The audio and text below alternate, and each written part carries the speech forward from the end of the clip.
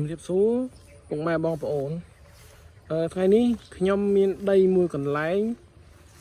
ដែលត្រូវដាក់លក់បន្ទាន់ដីនេះជាប្រភេទដីភូមិដែលមានទទឹង20 ម៉ែត្រនិងបណ្ដោយ60 ម៉ែត្រហើយមានស្រះនៅខាងក្រោយមួយដីនេះជាប្រភេទដីលំនៅឋានដែលពីមុន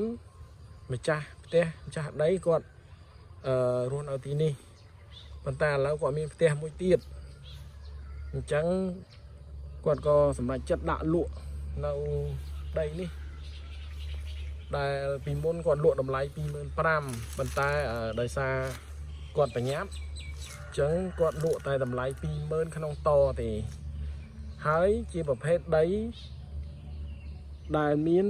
បង្កាន់ដៃប្លង់រឹងដែលខាងសូរ្យដីគាត់ចេញជាបង្កាន់ដៃរួចហើយរងចាំតែថ្ងៃទទួលយកប្លង់រឹងតែប៉ុណ្ណោះហើយដីនេះជាប្រភេទដីដែលមានប្រជាពលរដ្ឋរស់នៅជុំវិញច្រើនមានផ្លូវខ្វាត់ខ្វែងនេះយើងមើលនេះផ្ទះប្រជាពលរដ្ឋច្រើនរស់នៅជុំវិញហ្នឹងហើយរយៈពេលដ៏ខ្លីខាងមុខទៀតខាងរដ្ឋគាត់នឹងលើកយកមន្ទីរពេទ្យឃុំយកមកដាក់នៅទីនេះដែរដោយសារមន្ទីរពេទ្យឃុំនៅនឹងចិត្តផ្លូវកស៊ូនោះវាមានសភាពតូចចង្អៀតពិបាករកកន្លែងចត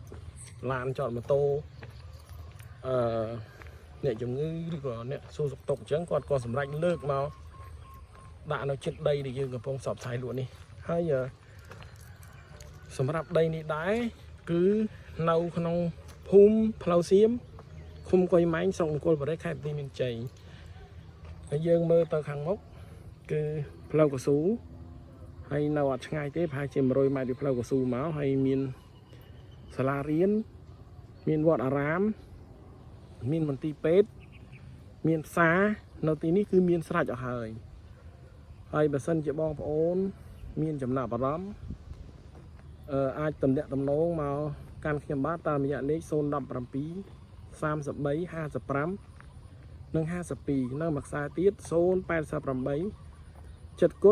99 99 និងលេខ 7 សូមអរគុណ